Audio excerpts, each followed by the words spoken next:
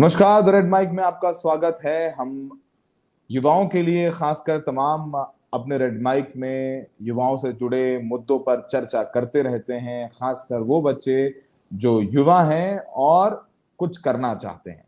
आज ये खास शो हम उन बच्चों के लिए लेकर के आए हैं जो डॉक्टर बनकर देश की सेवा करना चाहते हैं, लोगों को जिंदगी देना चाहते हैं।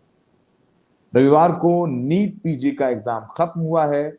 तमाम बच्चों के जहन में कई दुविधाएं हैं, शंकाएं हैं कि कितनी रैंक आएगी, कैसे रैंक आएगी, अगर भारत में उन्हें सरकारी कॉलेज में दाखिला ना मिला तो क्या विदेश जाकर के उनको डॉक्टरी करनी चाहिए, क्या विदेशों में की गई डॉक्टरी की पढ़ाई इंडिया में वैलिड है। ये तमाम सवाल बच्चों के जहन में हैं। हम इन तमाम सवालों को समझाने की कोशिश करेंगे। हमारे साथ दो खास एक्सपर्ट हैं, उनको हम स्क्रीन पर लाते हैं। हमारे साथ फैज अहमद साहब हैं जो कि डायरेक्टर हैं हिंद एमबीबीएस अब्रॉड के, और हमारे साथ डॉक्टर राकेश कुमार हैं जो डायरेक्टर हैं रंबा ट्रॉमा हॉस्पिटल के। फैज साहब, बहुत बहुत शुक्रिया, आपने हमें वक्त दिया हमारे इस खास पेशकश के लिए। कल रविवार को नीट पीजी का एग्जाम हुआ था और तमाम बच्चों के जहन में तमाम दुविधाएं हैं। सबसे पहले तो बताइए, जो नीट पीजी 2024 के बच्चे हैं उनके लिए आपके पास क्या सलाह है, क्या सलाह देना चाहेंगे उनको आप देखिए अभी पता है कि अभी संडे को एग्जाम खत्म हुआ यहाँ पे नीट का। और दिस ईयर 2024 सेशन में जो अभी एग्जाम हुआ है यहाँ पे, जो एनएमसी ने कंडक्ट किया है यहाँ पे, नेशनल मेडिकल कमीशन ने, इसमें अभी तक जितने बच्चे नीट में अभी प्रीवियस टाइम में जब भी बच्चे ने एग्जाम दिया था, इस साल बिल्कुल रिकॉर्ड तोड़ बच्चे अपियर हुए। इसमें लगभग 25 लाख प्लस बच्चे ने यहाँ इस साल जो है नीट के एग्जाम में अपियर हुए हैं। तो अभी तक का सबसे ज्यादा ये रिकॉर्ड है, पहली चीज। दूसरी बात ये है कि हमारे पास अब सीट्स कितने हैं, क्योंकि हमेशा ये बात तो रहेगी कि अगर बच्चे, क्योंकि पॉपुलेशन बढ़ रही है, बच्चे ज्यादा आ रहे हैं, तो जैसे कि हम रोजगार के लिए भी बात करते हैं, उसी तरह हम इस पे बात करेंगे मेडिकल कॉलेज पे सीट्स कितने हैं। क्योंकि सीट्स भी सीट्स भी बढ़ने चाहिए बच्चों के लिए, क्योंकि नंबर ऑफ स्टूडेंट जो है इसमें अपियर हो रहे हैं नीट में। तो अगर गवर्नमेंट सीट देखेंगे तो लगभग 60 से लेकर 70,000 के बीच में गवर्नमेंट सीट आती है। और टोटल अप्रोक्स जो गवर्नमेंट प्लस प्राइवेट सीट है 1 लाख समथिंग जो है टोटल सीट है। तो 25 लाख बच्चे अपियर हो रहे हैं इसमें। अब बहुत सारे बच्चे ऐसे भी हैं जो 4 अटेम्प्ट, 5 अटेम्प्ट, 6 अटेम्प्ट दे के बहुत ज्यादा डिप्रेस है वो।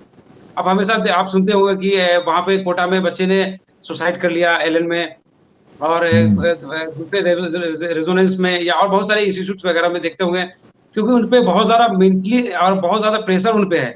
उन्हें लगता है कि हमारे साथ पढ़ने वाले बच्चे ने, अब वो 3rd ईयर में चले गए, वो लास्ट ईयर में चले गए, हम अभी तक तैयारी कर रहे हैं यहाँ पे। तो वैसे पेरेंट्स के लिए मैं सलाह दूंगा कि अगर आपके पास ऐसा कुछ है ऑप्शन, बजट अगर ऐसा है कि बच्चे को इंडिया से बाहर अगर आप अब्रॉड के लिए भेज सकते हैं, क्योंकि हमारे जो हेल्थ मिनिस्टर है उन्होंने साफ पार्लियामेंट में कहा है कि जो बच्चे इंडिया से बाहर अब्रॉड के लिए जा रहे हैं, हमें कोई दिक्कत नहीं है जाएं, क्योंकि हमारे पास उतनी सीट नहीं है, क्योंकि वो बाहर से एमबीबीएस करके जाए। वो उन्होंने कहा कि मेरे 4-5 पॉइंट्स हैं, एनएमसी जिनको गजट भी बनाई है बाद में। पहला उन्होंने पॉइंट्स दिया कि इंडिया से बाहर जो एमबीबीएस करने बच्चे जाएंगे, नीट क्वालिफाई करने होना चाहिए उनका। और दूसरा है कि उनका जो कोर्स ऑफ ड्यूरेशन होना चाहिए 54 मंथ्स का होना चाहिए। जितना बच्चे इंडिया में एमबीबीएस करते हैं, यहाँ पे दिल्ली एम्स में एमबीबीएस करें या जिस भी प्राइवेट गवर्नमेंट से सेक्टर से एमबीबीएस करें, 54 मंथ्स की एमबीबीएस होती है, 4.5 ईयर्स हो गया। तीसरा उन्होंने कहा कि जो इंटर्नशिप होना चाहिए, हम अपने बच्चों को इंडिया में 1 साल की इंटर्नशिप कराते हैं यहाँ पे। तो जो फॉरेन के जो कॉलेजेस हैं उन्हें भी 1 साल का इंटर्नशिप हमारे बच्चों को कराए वहाँ पे। अगले पॉइंट्स में उन्होंने कहा कि जो कोर्स ऑफ मीडियम होना चाहिए, हमारी जो कोर्स ऑफ मीडियम है वो इंग्लिश है, तो उनका भी कोर्स ऑफ मीडियम इंग्लिश होना चाहिए। लास्ट पॉइंट में उन्होंने सबसे इंपॉर्टेंट पॉइंट जो अभी थोड़े दिन पहले उन्होंने जोड़ा है, जो गजट आई थी 2021 में, एनएमसी न्यू गजट जो थी नवंबर 2021 में, कि जो बच्चे इंडिया से बाहर एमबीबीएस कर रहे हैं, जैसे यहाँ पे बच्चे एमबीबीएस करते हैं, इन्हें प्रैक्टिस लाइसेंस मिलता है, तो वो कह रहे हैं कि जैसे बच्चे जो भी एज्यूम करिए आप Russia, Kazakhstan, Kyrgyzstan, Nepal, Bangladesh, Egypt, जहां भी एमबीबीएस कर रहे हैं, तो हमारे बच्चों को एमबीबीएस कराने के बाद, इंटर्नशिप कराने के बाद वहां की कंट्री उसे प्रैक्टिस लाइसेंस दे, सेम एज इट इज जैसे हम अपने इंडियंस बच्चों को देते हैं। क्योंकि हमारे बच्चों को अगर वो प्रैक्टिस लाइसेंस नहीं देगी तो हम अपने ऊपर क्यों वहां सफाई करवाएंगे उनका। तो ये एनएमसी का मतलब शॉर्ट में मैंने थोड़ा गजट बताया। तो जो बच्चे अभी जैसे अपियर हुए हैं कल, तो इनमें जिनका मार्क्स अच्छा आ जाता है उनके लिए तो बहुत अच्छी बात है। लेकिन बहुत ज्यादा अटेम्प्ट लेके डिप्रेस होने की जरूरत नहीं है, और आप देख रहे हैं कि बच्चों के साथ अभी बहुत सारे ऑप्शन खुल गए हैं अब्रॉड के लिए। ये बताइए कि अब्रॉड में कोई कंट्री ऐसी भी है जो मुफ्त में एमबीबीएस करा रही हो, क्योंकि प्राइवेट कॉलेजेस में तो बहुत पैसा लगता है। अगर विदेशों में बच्चे जाते हैं तो वहां पे भी फ्लाइट टिकट्स हैं। तो कुछ क्या जो अच्छे बच्चे हैं, मेधावी बच्चे हैं, स्टूडियस बच्चे हैं, उनके लिए कोई किसी कंट्री में कोई स्कीम है कि वो मुफ्त में उनको एमबीबीएस करा दे, कुछ स्कॉलरशिप दे दे? देखिए जी, बहुत आप तो समझिए कि ऐसे बहुत सारे लोग बैठे हैं जिनके जो दिल में उनके अरमान था, क्वेश्चन था, उस क्वेश्चन को आपने स्क्रीन पे ला दिया। क्योंकि उनके पास ऑप्शन नहीं बचता है, या तो गवर्नमेंट कॉलेज के बाद उनके पास उन्हें लगता है कि अब मेरे पास कोई चारा नहीं है, मेरे बच्चे एमबीबीएस नहीं कर सकते हैं, क्योंकि 5 अगर 600 के नीचे मार्क्स इंडिया में आता है एक जनरल कैटेगरी के बच्चे को, तो उन्हें यहाँ गवर्नमेंट मेडिकल कॉलेज नहीं मिलता है। आपको पता है कि कितने सारे लोग हैं जो 30 लाख 40 लाख एमबीबीएस पैसा खर्च करके, इंडिया में तो लगभग 70 लाख 80 लाख 1 करोड़ तक जाता है, 1 करोड़ प्लस। तो पैसा तो उतना है नहीं लोगों के पास। अब कुछ बच्चे ऐसे हैं जिनके पास बोर्ड एग्जाम है। मैं बहुत अच्छे जो पॉइंट्स मैं समझा रहा हूँ, जितने भी लोग स्क्रीन पे हैं इस चीज को समझे, बहुत मैं बारीकी से समझा रहा हूँ। बांग्लादेश जो है वो क्या करती है कि 22 सीट जो है इंडियन गवर्नमेंट को देती है, वो उसे बोलते हैं अच्छा। सार्क कोटा। क्या बोलते हैं? सार्क कोटा। जितनी भी सार्क कंट्री, आपको पता है कि जितना इंडिया से नेबर कंट्री है, नेपाल है, और जितनी भी कंट्री, भूटान है, श्रीलंका है, पाकिस्तान, जितनी भी कंट्रीज है, उसमें उन्होंने क्या किया, सब कंट्रीज को कुछ कुछ सीट दिया है। लेकिन इंडिया और बांग्लादेश का जो रिलेशन काफी स्ट्रॉन्ग है, उन्होंने सबसे ज्यादा जो सीट दिया वो इंडिया को दिया है। 22 सीट दिया उन्होंने, उसे बोलते हैं सार्क कोटा। अब सार्क कोटा क्या है, मैं आपको समझा रहा हूँ। जैसे आपने पूछा कि उन बच्चों जिनकी पढ़ाई, क्या ऐसी कोई कंट्री फ्री में पढ़ाती है? वाकई एक कंट्री है, वो बांग्लादेश है। वो क्या करती है कि जिन बच्चों का नीट के एग्जाम उनके पास वेरी नहीं करता, उनके पास 600 वाले और 150 वाले दोनों सेम है, क्योंकि नीट के बेस पे तो देते नहीं सीट अपना। वो कहते हैं जिन बच्चों का 10-12 बोर्ड में 1 ईयर से ज्यादा गैप ना हो, और 10-12 के जो बोर्ड एग्जाम में उनके साइंस में लगभग 99 या 100 मार्क्स हैं 10th में, और 12th में भी फिजिक्स केमिस्ट्री बायोलॉजी में 99 है, 100 है, 90 ऐसे है ना मार्क्स है। ऐसे बच्चे सब अप्लाई करें वहां पे। मेरे पास ऐसे बच्चे अगर हैं तो वाकई मुझे नीचे दिए गए नंबर है, मुझे व्हाट्सएप करें। लेकिन जिन बच्चों का 95 से मार्क्स नीचे है, वैसे बच्चों के लिए नहीं है, कोई फायदा नहीं उनका अप्लाई करके। सिर्फ $100 का एक टीटी टेलीग्राफिक ट्रांसफर लगता है वहां पे, जो मिनिस्ट्री ऑफ हेल्थ के फेवर में दी जाती है वहां पे। अब वो क्या करते हैं, उसमें बच्चों को मार्क्स के हिसाब से वो फिल्टर करते हैं उसे, और 22 बच्चे जिन्हें जिन्हें वो अपनी लिस्ट में नाम निकालते हैं, जिसे ठीक है। बोलते हैं सार्क। अब इन बच्चों को 5 इयर्स तक एमबीबीएस पूरी जो मिनिस्ट्री ऑफ हेल्थ है वहां की बांग्लादेश की, वो फ्री में उसे पढ़ाती है। और जैसे वहां पे बच्चे सब मिनिस्टर के बच्चे, गस्टेड ऑफिसर के बच्चे वहां पे पढ़ रहे होते हैं, उतनी फैसिलिटी उन्हें दी जाती है। स्पेशल उन बच्चों को सिक्योरिटी दी जाती है। कोई फॉरनर्स उनके हॉस्टल में जा नहीं सकता बगैर परमिशन के। उनके लिए पूरा मिनिस्ट्री उनके सारा हॉस्टल फूड सबका इंतजाम करती है वो सिर्फ। और उसके बाद वो करने के बाद 1 साल इंटर्नशिप वहां कराती है, और बच्चे को फ्री ऑफ कॉस्ट इंडिया वो भेज देती है एमबीबीएस करने के बाद। उन्हें आने के बाद सिर्फ एक एग्जाम जो देना पड़ता है, उसे बोलते हैं यहाँ के जो एफएमजी एग्जाम है, लाइसेंस एग्जाम। एफएमजी तो एग्जाम्पल ये जी। तो काफी बांग्लादेश में 22 सीटें हैं जहां पे आप मुफ्त में एमबीबीएस कर सकते हैं। ये बताइए फैज साहब, ये डबल इंटर्नशिप का क्या है जो अब्रॉड से बच्चे स्टडी करके इंडिया आते हैं, उसका जरा कॉन्सेप्ट देखिए, समझाइए। हाँ, जी। देखिए सौरभ जी, अब में ना अभी भी पेरेंट्स सब ज्यादातर जो है ना, बहुत सारे पेरेंट्स के सस्पिशन है कि मेरे बच्चे 1 साल अगर इंटर्नशिप फॉरेन में कर लेंगे, तो इंडिया में लाइसेंस एग्जाम देने के बाद उन्हें उसे इंटर्नशिप यहाँ पे नहीं करना पड़ेगा। ज्यादातर लोगों के माइंड में अभी तक शायद यही है। लेकिन अभी 2021 ये नवंबर 2021 से पहले पहले जो बच्चे जिन्होंने एमबीबीएस किया था फॉरेन से, उनके साथ ऑप्शन क्या था कि एमबीबीएस वो कंप्लीट वहां कर लेते थे। एनएमसी ने उससे पहले तो जो 2018 से पहले यहाँ पे एमसीआई थी, मेडिकल काउंसिल ऑफ इंडिया। बाद में इन्होंने चेंज करके अभी एनएमसी किया है, तो अपडेट किया है। तो उसमें वो क्या करते थे, बच्चे जो बाहर से एमबीबीएस करते थे, एमबीबीएस वहां से 5 इयर्स, वो करने के बाद क्या करते थे कि 1 साल उनके पास ऑप्शन होता था, या तो एमबीबीएस करने के बाद या तो उसी कॉलेज में इंटर्नशिप कर ले वो, नहीं तो इंडिया के किसी भी हॉस्पिटल में इंटर्नशिप करने के बाद, जैसे लाइसेंस एग्जाम यहाँ निकाल लेते थे वो, तो लाइसेंस एग्जाम निकालने के बाद उनके पास 2 ऑप्शन था, या तो उसी कॉलेज से इंटर्नशिप कर ले, या इंडिया में आकर ये इंटर्नशिप यहाँ पे किसी हॉस्पिटल से वो करके और जाके उन्हें एनएमसी को सर्टिफिकेट दिखाते थे, एनएमसी उन्हें लाइसेंस दे देती थी। लेकिन इसमें क्या हुआ कि बहुत सारे बच्चों, जैसे बच्चे शरारती होते हैं कुछ बच्चे, वो क्या करने लगे कि यहाँ पे हॉस्पिटल में उन्होंने रजिस्ट्रेशन करा लिया, और रजिस्ट्रेशन कराने के बाद क्या करते थे, 1 साल वो दबा के घूमते थे, वो मस्ती करते थे, और लाके एनएमसी को अपना सर्टिफिकेट देते थे कि हमने ये लाइसेंस हमें दे दीजिए। अब एनएमसी तो मजबूर थी कि जब हमारा तो कुछ ऐसा रूल्स है नहीं कि हम आपसे कुछ वाइवा ले सकते हैं। तो एनएमसी ने क्या कहा कि अब ऐसा है कि इंटर्नशिप 2 होगा, कि एक इंटर्नशिप फॉरेन में जिस जिस भी कॉलेज से आप एमबीबीएस करेंगे, उसी का उन कॉलेज का खुद का अपना क्या होना चाहिए, हॉस्पिटल होना चाहिए उनके पास। हॉस्पिटल में क्या फायदा होगा कि उनका खुद हॉस्पिटल होगा तो पेशेंट बच्चे खुद डायग्नोस करेंगे, उन्हें पर्सनल एक्सपीरियंस होगा अच्छा खासा।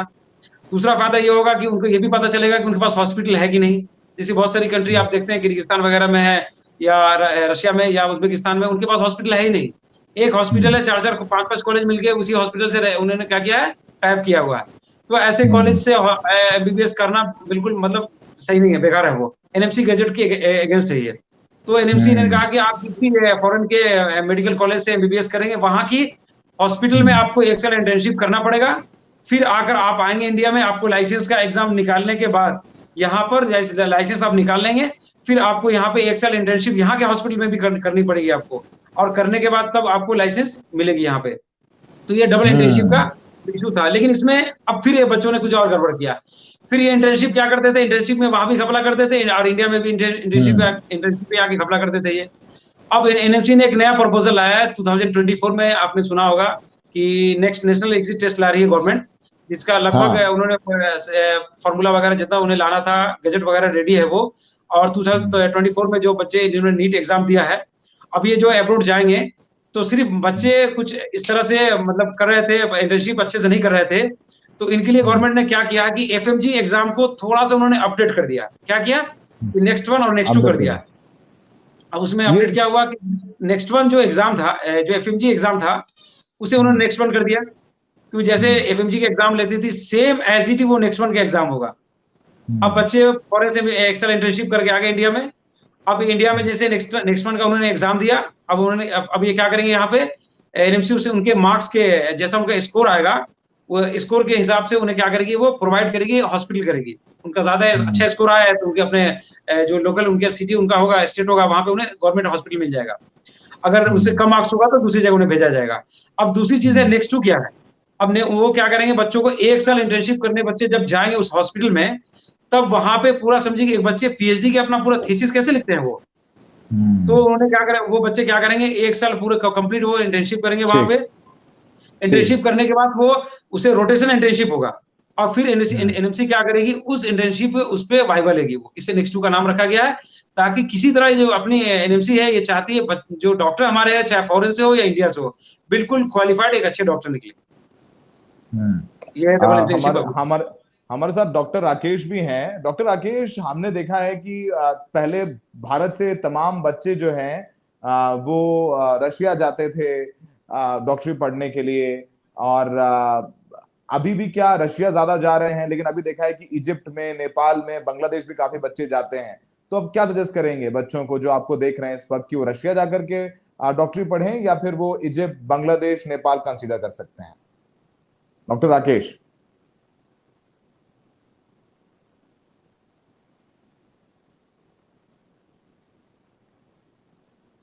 डॉक्टर राकेश का कनेक्शन थोड़ा सा वीक है। उनसे हम अभी ये सवाल वापस से पूछेंगे। फैज साहब, अगर आप ये सजेस्ट कर पाएं कि रशिया में, और हमने इस तरीके से देखा कि हमारे देश में जो युद्ध में बच्चे फंस गए बेचारे पोलैंड के थ्रू, और किसी तरीके से यूक्रेन से भारत पहुंचे और यूक्रेन में हजारों बच्चे एमबीबीएस कर रहे थे, तो क्या सजेशन है कि वो रशिया की तरफ रुख करें, या जो उधर के आसपास उज्बेकिस्तान है, कजाकिस्तान का रुख करें, या फिर एशिया में रह के नेपाल जाएं, बांग्लादेश जाएं, और इधर मिडिल ईस्ट में आके इजिप्ट जा सकते हैं? अब कौन से इन देशों में क्या सजेस्ट करेंगे आप फैज साहब, जो बच्चे सुन रहे हैं आपको, उनको? देखिए, अभी यूक्रेन का जो ये वॉर था, ये बच्चों के लिए एक बहुत समझिए कि दर्दनाक वाकया था ये। और बच्चे सब आज तक इस पीड़ा में, अभी तक आपको पता है कि इंडिया में बच्चे सब काफी परेशान है ये। तो इस जो यूक्रेन वॉर से बच्चों को बहुत सारा सबक मिला कि हमें कभी कंट्री का डिसीजन जो है बहुत सोच समझ के लेना चाहिए। जैसे कि अभी जब हमें पता है कि यूक्रेन ऑलरेडी जो है इसमें जो है अभी वॉर वहां पे चल रहा है, और बच्चे वहां पे जिन्होंने एमबीबीएस किया था, अभी तक सही से बहुत कम बच्चों का जो जिन्हें लाइसेंस मिली है वो पास आउट हुए हैं, ज्यादातर की डिग्री फंसी हुई है। तो आपको पता है कि जो रशिया से उनका वॉर चल रहा है, और रशिया की जो स्विफ्ट कोड है, यूएन ने जो है, यूनाइटेड नेशन ने क्या किया, उसको बैन कर दिया, उसके स्विफ्ट कोड को। क्योंकि आपको पता है सारी नाटो कंट्री और यूएस सब एक साथ है है ना? तो बिल्कुल। उन्होंने क्या किया कि वहाँ पे अभी जो जितने भी पैसे हम लोग भेजते हैं फॉरेन की कंट्री में, सब स्विफ्ट कोड के थ्रू हम्म। भेजते हैं वहाँ पे। तो हम्म। रशिया के स्विफ्ट कोड को उन्होंने बैन कर दिया वहाँ पर। दूसरी चीज़ क्या है कि रशिया में जैसे पैसे जब बच्चे सब एटीएम वगैरह से पैसे भी वहाँ निकालते हैं, तो उसकी भी लिमिट है वहाँ पे। और हम्म। जितनी जो यूएस वगैरह या यूरोपियन कंट्री है, वो सारी लगी हुई है रशिया के पीछे। तो कभी भी अगर ऐसा भी हो कि अगर यूक्रेन जैसा अगर वहाँ पे वार हो जाता है, तो फिर बड़े रशिया रशिया के बच्चों का भी सेम एज़ इट इज़ वही हाल होगा जो यूक्रेन के बच्चों का हाल हुआ था। तो मैं बिल्कुल, हम्म। क्योंकि मैं रशिया में भी एडमिशन कराता हूँ, उज़्बेकिस्तान में, कज़ाकिस्तान में, इजिप्ट में, नेपाल में, बांग्लादेश में, मैं सारी कंट्री में एडमिशन कराता हूँ। लेकिन बच्चे जो मेरे पास आते हैं, मैं बिल्कुल उनको फैक्ट ईमानदारी के साथ सही ओपिनियन देता हूँ उनको। ताकि मेरी हम्म। कंसल्टेंसी फीस या मेरा जो प्रोफ़ेशनल चार्ज है, तो उससे कई ज़्यादा कीमती बच्चों का लाइफ़ है। उनका पैसा, हम्म। उनके पे जो कई उनके पेरेंट्स वगैरह जो उन्होंने ड्रीम देखा है उनके ऊपर, ये ज़्यादा इम्पोर्टेंट है। ताकि हम्म। ज़्यादातर कंसल्टेंट क्या करती है कि बच्चों के मतलब जो उनका थॉट होता है, उनके मुताबिक उसे उन्हें एडवाइस करती है। तो आई थिंक ये सही नहीं होगा। और रशिया से ज़्यादा बेहतर है कि आप उज़्बेकिस्तान वगैरह, अगर जिनका बजट कम है, तो उज़्बेकिस्तान वगैरह या कज़ाकिस्तान या किर्गिस्तान मूव कर सकते हैं। और जैसे उज़्बेकिस्तान की एक मेडिकल कॉलेज है वहाँ पे, एशिया इंटरनेशनल यूनिवर्सिटी, जो कि 25 लाख के अंदर में एमबीबीएस कराती है वो। तो कम बजट हम्म। के लिए बच्चे वहाँ जा सकते हैं। लेकिन स्टडी जो का जो पैटर्न और जो क्वालिटी है, आप देखेंगे तो नेपाल और बांग्लादेश में ही है। ठीक है, मुझे लगता है कि मतलब नेपाल बांग्लादेश कंसीडर करना चाहिए बच्चों को, जी, अगर उन्हें ज्यादा सिक्योर फ्यूचर चाहिए अपना, और देश से भी पास में है। ये सबसे अच्छी एफएमजी लाइसेंस एग्जाम किस कंट्री का है?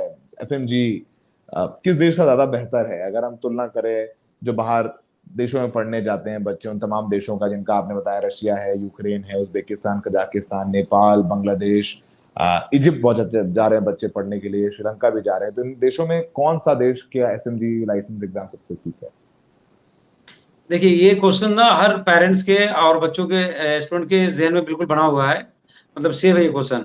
क्योंकि वो जाने के बाद उनके पास एक ही चीज़ होता है कि जब हम एमबीबीएस करके फॉरेन से जब लौटेंगे तो लाइसेंस। उनका पहला क्वेश्चन लाइसेंस। हम्म।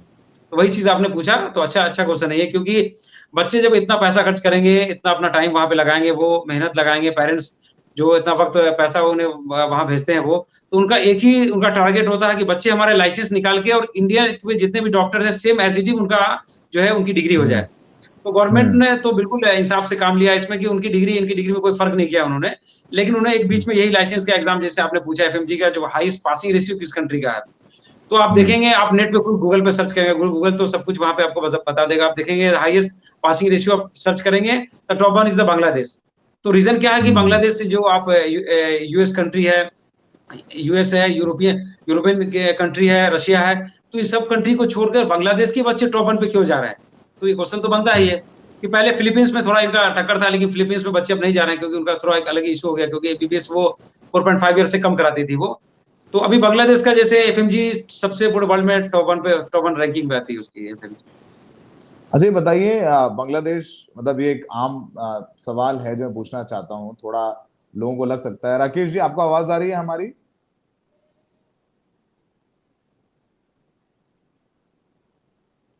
राकेश जी को हम लोग फिर से कोशिश करेंगे जोड़ने की। फैज भाई, बांग्लादेश जो है, आपने बताया कि उनका अच्छा है एफएमजी का वो स्कोर और सब कुछ उनका ज्यादा बेहतर है। बांग्लादेश एक मुस्लिम कंट्री है, और एक जहन में पेरेंट्स का सवाल आता होगा कि जो नॉन मुस्लिम बच्चे वहां जा रहे हैं इंडिया से पढ़ने के लिए, वो क्या सेफ रहेंगे? वो भी एक सवाल बच्चों के जहन में आता है, क्योंकि आपको पता है सोशल मीडिया पे तमाम दुष्प्रचार चलते रहते हैं। तो मेरा सवाल उन आम पेरेंट्स के लिए है जो अपने बच्चे की सेफ्टी के लिए थोड़ा ज्यादा चिंतित रहते हैं, अगर वो बांग्लादेश भेजें अपने बच्चे को पढ़ने के लिए। देखिए, ब पहली चीज़ जो है, बांग्लादेश आप जाके सर्च करेंगे तो वो अपने आप को मुस्लिम कंट्री नहीं, सेक्युलर कंट्री लिखती है वो। पहली चीज़। हम्म। दूसरी चीज़ ये है कि वहाँ पर बिल्कुल भी जो होता है ना, किसी भी तरह का जो है वहाँ पे वायलेंस नहीं है कि non Muslim versus non Muslim, कुछ भी नहीं है ऐसा। और हम्म। इंडियंस को तो समझिए वो लोग बहुत ज़्यादा लाइक करते हैं वो।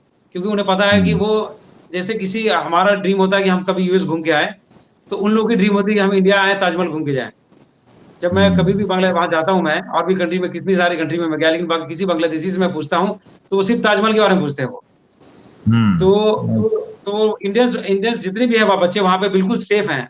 क्योंकि आप देख रहे हैं, कभी भी ऐसा कुछ होता है न्यूज़ में आता, तो ऐसा कुछ भी नहीं, बच्चे वहाँ सेफ हैं और बिल्कुल जैसे इंडियन कल्चर है वही कल्चर है वहाँ पे। और किसी तरह की कोई परेशानी नहीं बच्चों को। से इंडियन फूड है, नियरेस्ट है बिल्कुल वो, तो तो आपके किसी जो तरह बच्चे भेदभाव नहीं आपने करता।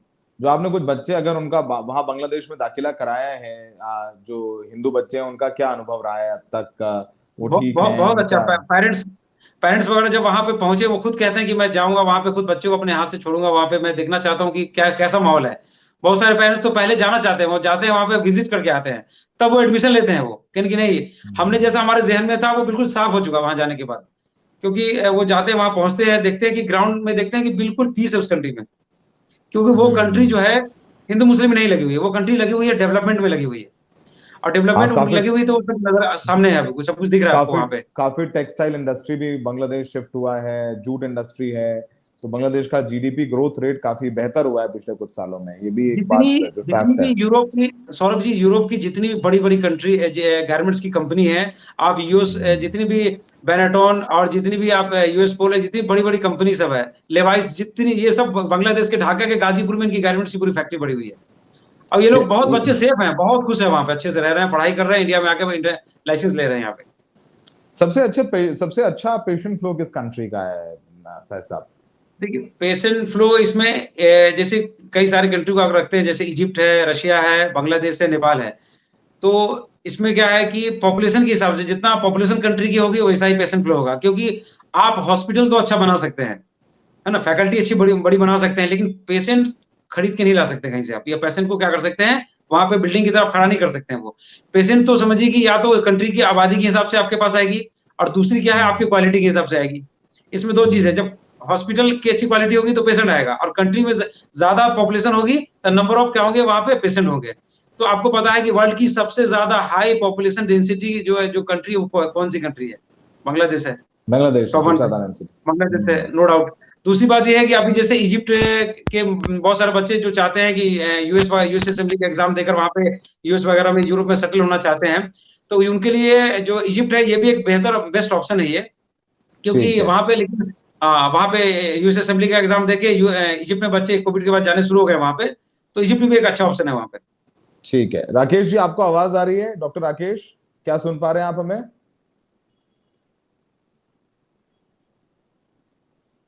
राकेश जी, आवाज आ रही है आपको? राकेश जी नहीं सुन पा रहे हैं हमें। ये जो आप बोल रहे थे कि इजिप्ट का आपने बोला अच्छा है, विदेश में तमाम देशों में देखिए एक बहुत बड़ा कंसर्न हो गया यूक्रेन युद्ध में, जिस तरीके से बच्चे हजारों फंसे और अब तक उनका करियर समझ नहीं आ रहा है। आपने बताया लाइक मतलब बहुत सारे सर्टिफिकेट, डिग्री फंसी हुई है, पेपर फंसे हुए हैं, बहुत प्रॉब्लम हुई यूक्रेन में। क्या आज की तारीख में विदेश में जाकर के एमबीबीएस करना एक सेफ ऑप्शन है? देखिए, जब हमारी जो मिनिस्ट्री है यहाँ पे, जो मिनिस्ट्री ऑफ हेल्थ मिनिस्टर है यहाँ पे, उन्होंने साफ कह दिया पार्लियामेंट में कि मुझे कोई दिक्कत नहीं है, जो बच्चे यहाँ से जाते हैं अब्रॉड में एमबीबीएस करने के लिए, वो जाएं। जब उन्होंने, मिनिस्ट्री ऑफ हेल्थ ने कह दिया कि मुझे कोई दिक्कत नहीं है, एनएमसी गजट दे रही है पूरा कि जाएं, लेकिन कुछ रूल्स, जैसे मैंने शुरू में बताया था आपको ये स्टार्टिंग में, नया नया उन्होंने, नया गैजेट के बारे में बताइए। जो जो नया हाँ हाँ, गैजेट है एनएमसी का, उसके बारे में बताइएगा। जैसे एनएमसी, हाँ सही से, तो एनएमसी ने अभी कुछ नया, अभी वाकई आपने सही बताया कि एक न्यू गजट एनएमसी ने लाया है, उसे बोलते हम्म। हैं नवंबर 18 नवंबर 2021, नहीं 18 नवंबर 2021 को एनएमसी ने एक नया गजट लाया था। इसमें उन्होंने हम्म। सारा क्लियरफाई, जिसमें मैंने ऐड किया था आपको कि वो प्रैक्टिस लाइसेंस के लिए, तो उन्होंने हम्म। साफ किया कि जो बच्चे अब्रॉड में एमबीबीएस करना चाहते हैं वो जाएं, एनएमसी को उससे कोई एतराज नहीं है। जैसे आपने कहा कि हम्म। सेफ है कि नहीं, पहली चीज उन्होंने कहा कि बच्चे जाएं अब्रॉड की उस कंट्री में, वहां पे क्या हम्म। करें, वो नीट क्वालिफाई, बहुत सारे कंसल्टेंट क्या करते हैं, बच्चे का नीट क्वालिफाई नहीं होता है, उसे भेज देते हैं अब्रॉड में। तो हम्म। एनएमसी के क्या हुआ, ये एनएमसी के गजट के अगेंस्ट हुआ, अगर वो इंडिया आएंगे तो एनएमसी उन्हें कभी भी लाइसेंस नहीं देगी। पहली चीज, नीट क्वालिफाई होना चाहिए। दूसरा है कि वो एमबीबीएस उनकी होना चाहिए 54 मंथ्स की होना चाहिए। उसमें फिलीपींस क्या करती थी, 40 मंथ्स की एमबीबीएस, उसमें क्या करती थी वो, 48 मंथ्स की एमबीबीएस कराती थी, यानी 4 इयर्स का। तो हम्म। सुप्रीम कोर्ट ने उसके एमबीबीएस को बैन कर दिया था वहां पे, डिग्री को। फिर उन्होंने ड्यूरेशन बढ़ाया वहां पे, तो इसमें ये दो चीज हो गया। तीसरा क्या है कि बहुत सारी कंट्री क्या है कि लिखती तो है कि वो मीडियम ऑफ कोर्स इंग्लिश है, लेकिन बच्चों को वहां पे इंग्लिश में नहीं पढ़ाती है वो। जैसे रशिया में जो बच्चे जाते हैं, उन्हें स्पेशल एक पूरा एक सब्जेक्ट दिया जाता है रशिया पढ़ने के लिए। अब बच्चे एमबीबीएस की पढ़ाई करेंगे या रशिया पढ़ेंगे वो, मैं और रशियन रशिया रशियन पढ़ने पढ़ेंगे। लेंगे तो इंडिया में आके क्या करेंगे उस रशियन लैंग्वेज का वो। तो जो डॉक्टर की जो क्वालिटी चाहिए, तो उसे वो अपना वक्त बच्चों का जो है बर्बाद होता है वो रशियन लैंग्वेज सीखने में। वो तो कोर्स ऑफ मीडियम इंग्लिश होना चाहिए उनका। तीसरा क्या है, इंटर्नशिप। एनएमसी क्या चाहती है बच्चों से, जो उनका इंटर्नशिप होना चाहिए वो रोटेशन होना चाहिए। अब बहुत सारे जो फॉरेन की जो हॉस्पिटल वगैरह है, तो बच्चों को देखना चाहिए कि जहाँ की जो फॉरेन की जो हॉस्पिटल वगैरह है वहाँ पे जो इंटर्नशिप है, रोटेशन है कि नहीं। अब रोटेशन इंटर्नशिप क्या होती है कि एक बच्चा जब इंटर्नशिप करेगा वो, तो उस हॉस्पिटल में वो जनरल मेडिसिन में, कार्डियक में, निफ्रो में, न्यूरो में, है ना। तो ये सारी जितनी डिपार्टमेंट सब में वो बिल्कुल रोटेशन इंटर्नशिप करे। तब उनकी डिग्री को एनएमसी वैलिड करेगी, आगे वो लाइसेंस एग्जाम यहाँ पे क्लियर करेंगे, फिर उनकी डिग्री और इंडिया के एमबीबीएस की डिग्री दोनों सेम हो जाएगी। तो इस हिसाब से अगर वो एमबीबीएस करने जाते हैं तो बिल्कुल सेफ है। और मैं ठीक। तमाम बच्चे जो अभी ये देख रहे हैं, वो मैं खास करके जो बच्चे ऐसे फैमिली से हैं जो काफी कमजोर है फाइनेंशियल, तो मैंने ऐसे बच्चों के लिए थोड़ा कैटेगरी बना दिया है, खास करके 2024 सेशन में, क्योंकि बहुत सारे बच्चे पेरेंट्स आते हैं हमारे पास लेकिन मायूस होकर चले जाते हैं वो। पहला ऑप्शन तो मैंने बनाया उनका कि अगर मार्क्स उनके अच्छे हैं, 95% मार्क्स उनके अच्छे हैं, तो मैं उनके लिए अप्लाई करूंगा। तो उनके फ्री एमबीबीएस के लिए उनके लिए एक चीज है। दूसरी ये है कि जो भी बच्चे एमबीबीएस अब्रॉड के लिए जाएंगे, तो उसमें जितनी भी, जैसे नेपाल है और बांग्लादेश है, इन दोनों कंट्री में उनकी जो कंसल्टेंसी फीस होगी हमारी तरफ से फ्री होगी। विदाउट एनी कंसल्टेंसी फी मैं फ्री में इनके एडमिशन कराऊंगा वहां पे। क्योंकि मैं चाहता हूं कि बच्चे जो है अगर थोड़ा अपनी तरफ से एफोर्ड कर रहे हैं, पेरेंट्स कर रहे हैं, तो जो अच्छे कंसल्टेंट है उनकी तरफ से भी सपोर्ट होना चाहिए उनका। ठीक है, नहीं अच्छी बात है।